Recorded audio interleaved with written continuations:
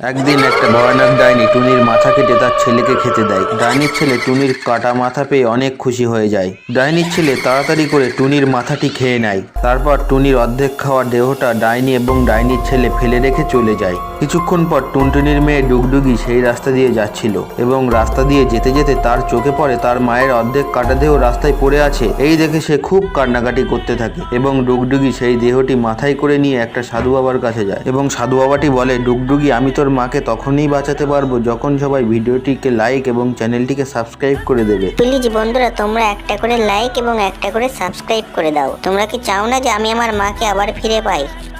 বন্ধুরা, একদিন একটা ডাইনি টুনির বাচ্চাকে ধরে নিয়ে এসে রেল লাইনের ওপরে রেখে দেয় এবং সে সেখান থেকে চলে যায়। অন্যদিকে টুনি তার বাচ্চাকে খুঁজতে থাকে, কিন্তু সে তার বাচ্চাকে কোথাও খুঁজে পায় না। কিন্তু পরে তার বাচ্চাকে খুঁজতে খুঁজতে সে রেল লাইনের ধারে চলে আসে এবং সে এসে দেখে যে তার বাচ্চা ট্রেন লাইনের ওপরে বাঁধা অবস্থায় পড়ে আছে। টুনি যেই তার বাচ্চাকে বাঁচাতে যাবে তখনই ওখানে ডাইনি চলে আসে। বন্ধুরা, টুনি আর টোনা একদিন ঘুরতে যাচ্ছিল। তারা ঘুরতে যাওয়ার জন্য তাড়াতাড়ি করে গাড়িতে চেপে পড়ে এবং গাড়ি নিয়ে তারা ঘুরতে চলে যায়।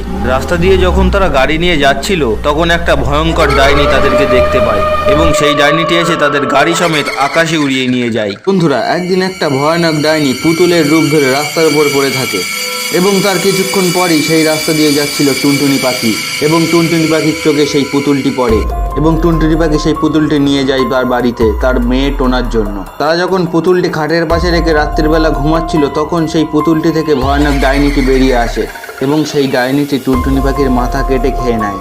তার কিছুক্ষণের মধ্যেই টোনার ঘুম ভেঙে যায় এবং টোনা ঘুম থেকে উঠে দেখে যে তার মায়ের মাথা কেটে কে খেয়ে নিয়েছে। টোনা তার মায়ের এই অবস্থা দেখে খুব কান্নাকাটি করতে থাকে।